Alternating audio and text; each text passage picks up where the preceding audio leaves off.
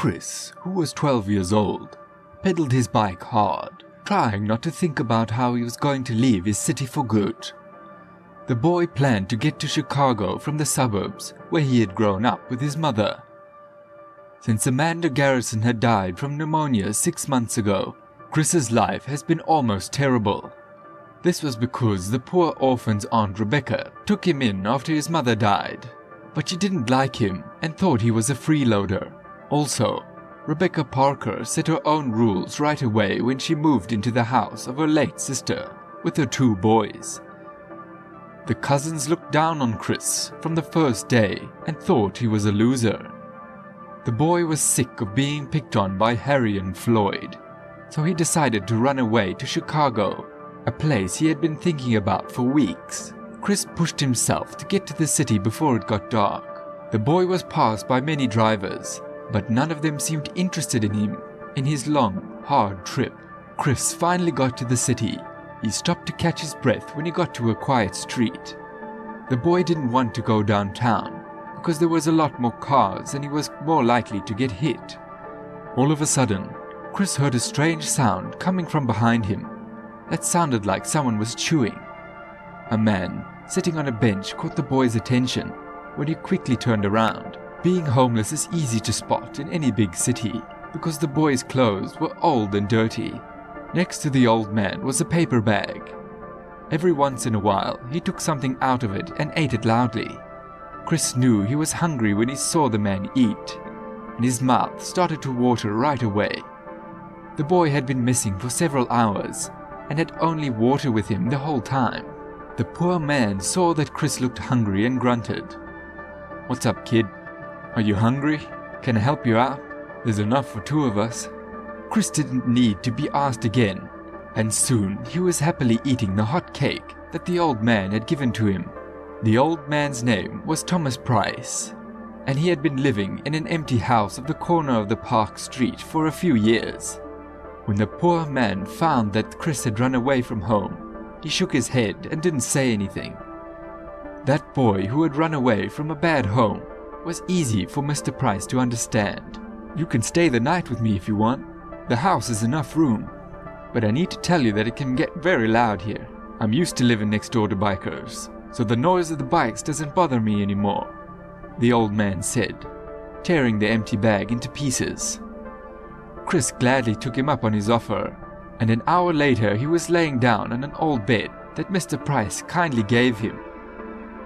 While Mr. Price sat down on an old sofa that was creaky, there was a soft snoring and the boy's cheeks were hidden in the pillows in less than 5 minutes. Chris was so tired from the long trip that he could no longer fight it. The only thing that reminded him of the long, hard day was his sore legs. The next morning, when the boy woke up, the sun was shining through the window in his bedroom. It was originally partially closed. Mr. Price was already up and making a simple breakfast of 2 eggs and a piece of bacon, while standing by the broken-down electric heater. Chris sneezed and smiled, but he was happy. Even though Mr. Price's house wasn't exactly a dream home, it was still a house. The best thing about it was that no one picked on Chris or called him lazy or a loser. Thomas Price turned out to be a good person. He read Chris books and gently pushed the boy to learn math and writing. The old man knew that Chris had to start living like an adult now, and that not being able to read or write would make things very hard for Chris in the adult world. Patrick Morgan was in charge of the biker club, and Mr. Price put the boy in touch with him. There was a man in a leather jacket and pants. He showed the boy his Harley Davidson right away. "Wow, can I have a ride?" Chris asked with admiration. "Yes, you can. First, grow up and then you can give it a try," Patrick said with a smile. He liked to watch the boy because the boy seemed to be interested in how free the bikes were on the road and how loud their engines were. Mr. Price was happy that Chris started going to the biker club often, which was run by Patrick Morgan. Even more pleased was the fact that the boy not only watched the bikers work on their bikes, but also did as much of the work as he could. Chris learned so much about motorbike engines and brands over time that he was almost as good as a real mechanic. Mark my words. We have a great mechanic in the making. This kid will do well for himself." Mr. Price told Patrick Morgan with a smile. A few years went by quickly. Chris went from being short and weak to a tall, good-looking young man who was proud of his worn-out pants and leather jacket, with lots of zippers and rivets. Unfortunately, just as Chris turned 18, Mr. Price got very sick after enjoying his 70th birthday. The old man, who had spent lots of his life on the street, was sick with many long-term conditions that made his body weak. It was quiet when Thomas Price died in his sleep after a long, heavy rain that day. A beautiful rainbow showed up in the sky. Chris had a hard time when he lost the only person who cared about him. It was also agreed by Patrick Morgan and the other bikers to close the biker shop. "We were concerned, Chris. The police came after us. We had trouble with the law, and they didn't give us a chance. I'm going to return to my home state of Idaho, where it is peaceful and quiet. But before I leave, I have something to give you." The young man was given the keys to Patrick Morgan's bike and told, "Take it. It's yours now." The men then hugged each other and said they would see each other again soon. Right now, Chris was riding Patrick's Harley through the streets of Chicago at night. He felt like he was living his own lonely life.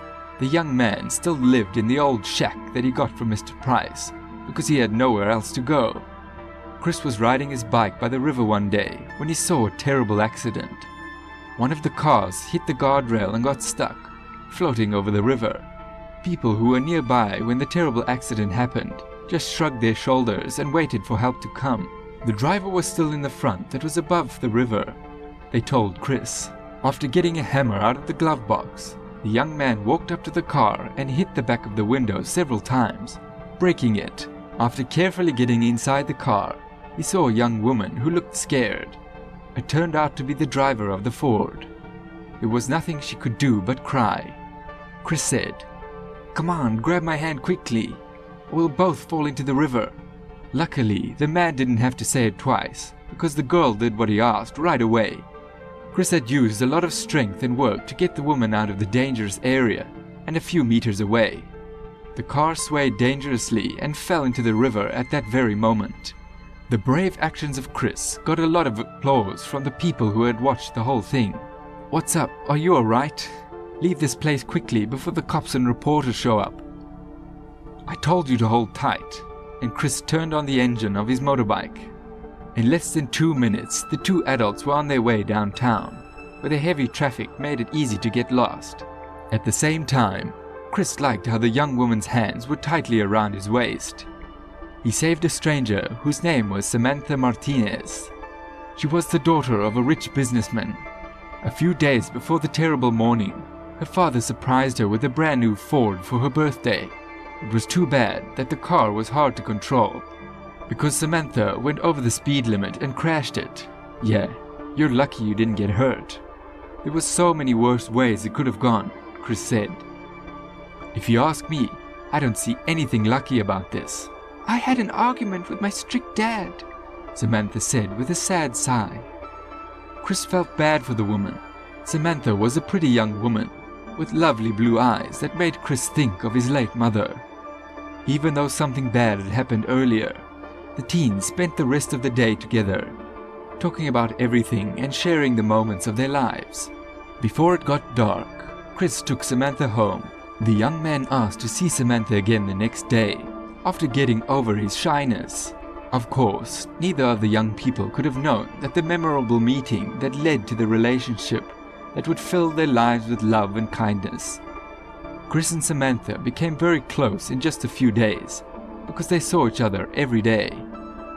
Donald Martinez, Samantha's father, didn't like the relationship as much as she did. He only thought about how to get rid of her biker boyfriend as quickly as possible. "Chris can't handle you.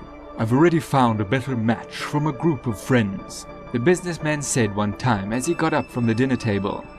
Samantha replied, "But Dad, I love Chris and I don't want to be with anyone else." Unfortunately, the girl didn't think about how determined her dad was. "You are going to break up with him and that's it," he said. So, Donald Martinez told Chris that his daughter was getting married and put her under house arrest. The young man was angry and tried to stand up for his rights, but the businessman was not going to change his mind.